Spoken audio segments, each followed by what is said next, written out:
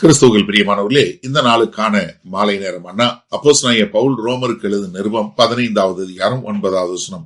ரோமர் 15:9. புறஜாதியாரும் இரக்கம் பெற்றது நிமித்தம் தேவனை மகிமைப்படுத்துகிறார்கள் என்றும் சொல்லுகிறேன். அந்தபடி இது நிமித்தம் நான் புறஜாதிகளுக்குள்ளே உம்மை அறிக்கை பண்ணி உம்முடைய நாமத்தை சொல்லி சங்கீதம் பாடுவேன் என்று எழுதியிருக்கிறது. 8வது வசனத்துல கிறிஸ்து இஸ்ரவேலுக்கு ஊழியக்காரனா வந்தாரு. 9வது வசனத்துல கிறிஸ்து புறஜாதியாருக்கு இரக்கம் கொடுப்பதற்காக வந்தாரு. என்னுடைய இதுல இந்த வசனம் வாசிக்கும் போது எனக்கு இதுதான் வரும். எப்படி கல்வாரி சிலுவையில 2 இது இருக்குதோ அதே மாதிரி 2 மரம். ஒரு மரம் இப்படி இருக்குது, என்ன? இஸ்ரவேலுக்கு கொடுக்கப்பட்ட சத்தியம்.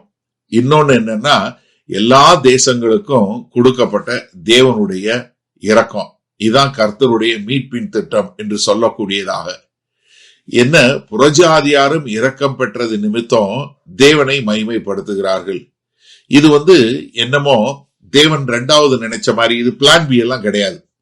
இது முதல்ல இருந்தே எப்படி இஸ்ரவேலுக்கு சொன்னதா இருக்கட்டும், இல்ல புறஜாதியாருக்கு சொன்னதா இருக்கட்டும், ஆதியாகமம் 12வது அதிகாரம் 3வது வசனத்தை சொல்லிட்டாரு. என்ன, புறஜாதியாரும் இரக்கம் பெறும்படி. ஏன்னா புறஜாதியாருக்கு உடன்படிக்கை இல்ல, ஆனா என்ன இரக்கம். நீங்க நல்லா கவனிங்க. 8வது வசனத்துல கர்த்தராகி இயேசு கிறிஸ்து இஸ்ரவேலுக்கு கொடுக்கப்பட்ட வாக்குத்தத்தம் நிறைவேற்ற வந்தாரு. ஆனா 9வது வசனத்துல புறஜாதியாராகிய நம்ம கிறிஸ்துவ நம்ம ஏற்றுக்கொள்ள காரணம் என்ன? அவர் நமக்கு காட்டின இரக்கம். ஏன்னா புறஜாதியாராகிய நம்ம உடன்படிக்கைக்கு அப்பாற்பட்டவங்க, நமக்கு நியாயப்பிரமாணம் கிடையாது, நமக்கு வாக்குத்தத்தம் கிடையாது, நமக்கு ஒரு பெரிய நம்பிக்கை கிடையாது. எபேசியர் 2:12 சொல்லவும் நம்ம தேவன் இல்லாதவங்களா இருந்தோம். ஆனா கர்த்தர் என்ன பண்ணாரு? இரக்கத்தினால நம்மளை கொண்டு சேர்த்தாரு. இரக்கங்கிறது என்ன? தகுதி இல்லாத மக்களுக்கு காட்டக்கூடிய ஒரு அன்பு, தயவு. இது நம்ம இந்த நம்மளை ஏற்றுக்கொள்வதற்கு நம்ம எந்த ஒரு கிரியையும் செய்யல. நம்ம என்ன பண்ணோம்? புறஜாதி மக்களாய் இருந்தோம். எபேசியர் 2:13 ரொம்ப அழகா சொல்லி கொடுக்கிறாரு. காணியாட்சிக்கு அப்பாற்பட்டவர்களாய் இருந்த கர்த்தராகிய இயேசு கிறிஸ்துவினுடைய ரத்தத்தினால நம்ம இரக்கம் பெற்றோம் என்று சொல்லக்கூடியதாக. இப்ப அடுத்து என்ன சொல்றாரு? அந்தப்படி இது நிமித்தம் நான் புறஜாதிகளுக்குள்ளே உம்மை அறிக்கை பண்ணி உம்முடைய நாமத்தை சொல்லி சங்கீதம் பாடுவேன் என்று எழுதியிருக்கிறது. எந்த சங்கீதம்? 18வது சங்கீதத்துல 49வது வசனம். இதத்தான் 2 சாமுவேல் 22:50 பார்க்கிறோம். ஏன் கர்த்தர் என்ன காட்ட விரும்பினாரு? புறஜாதியாருடைய ரட்சிப்பு என்பது புதுசு இல்ல. புறஜாதியார் தேவனை ஆராதிப்பது என்பது தேவனுடைய அனாதி திட்டம். இத பழைய ஏற்பாடுமே எதிர்பார்த்தது. எல்லா தேசங்களும் சேர்ந்து கர்த்தரை ஆராதிக்க வேண்டும் என்று சொல்லக்கூடியதாக. அப்ப 18வது சங்கீதத்துல என்ன பார்க்கிறோம்? நான் தேவனை புறஜாதி மக்களோடு நான் ஆராதிப்பேன் என்று சொல்லக்கூடிய இஸ்ரவேலின் ராஜாவாகிய தாவீது பாடின பாடலை நம்ம பார்க்கிறோம்.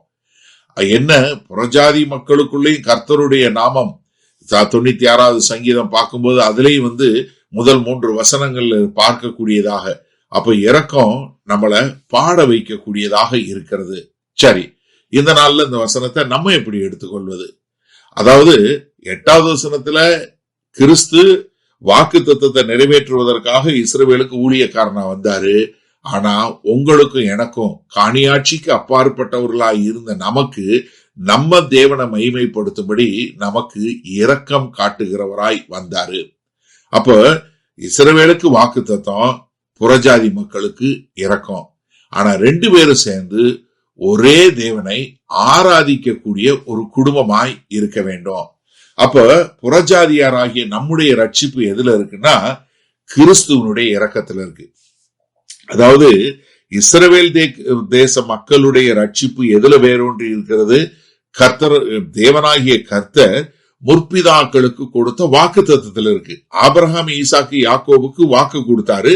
அத வாக்கு நிறைவேற்றுவதற்காக இயேசு கிறிஸ்து வேத வசனத்தின்படி அவங்களுக்கு ஊழியக்காரனா வந்தாரு. ஆனா நமக்கு, புறஜாதி மக்களாகிய நமக்கு கர்த்தருடைய இரக்கத்தின் மூலமா தான் நமக்கு ரட்சிப்பு இருக்கு. ஏன்னா தேசங்களுக்குள்ள தேவனுடைய நாமம் மகிமைப்படுவதற்கு காரணம் என்ன? கிறிஸ்து.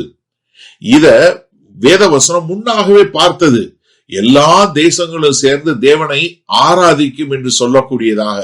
அப்போ ஒரு யூதன், புறஜாதி என்று 2 பேரும் சேர்ந்து தேவனை ஆராதிக்க வேண்டும் என்பது தேவனுடைய நித்திய கால அனாதி தீர்மானம் என்பது நமக்கு புரியுதா? அப்ப சபைக்குள்ள எந்த ஒரு பிரிவினையும் பாகுபாடுமே இருக்கக்கூடாது.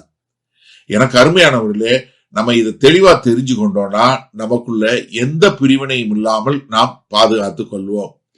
வல்லபிதாவே, இந்த அருமையான நல்ல நாளுக்காய் நன்றி. ஆமாண்டவரே, உம்முடைய அனாதி தீர்மானம் சபை என்பது கிறிஸ்தவ அன்பினால் ஒன்றிணைக்கப்பட்டதாய், ஒருத்தர் வாக்கு தத்துவத்துல வந்திருக்கலாம், இன்னொருத்தவங்க இரக்கத்துல வந்திருக்கலாம். ஆனா நாங்கள் எல்லோரும் கர்த்தராய் இயேசு கிறிஸ்துவினால் மீட்கப்பட்டு பிதாவாகிய தேவனை மகிமைப்படுத்துவதற்காக புறஜாதியாராகிய நாங்கள் எங்களுடைய ரட்சிப்பு ஆண்டவரே உம்முடைய இரக்கத்தில் வேரூன்றி இருக்கிறது என்பதை புரிந்து அதில் வாழ எங்களை அர்ப்பணிக்கிறோம். இயேசு கிறிஸ்துவின் மூலம் பிதாவே, ஆமேன். கர்த்தர் உங்களை ஆசீர்வதிப்பாராக. நாம் நாளை காலை தினசரி தியானத்துல சந்திப்போம். Good night.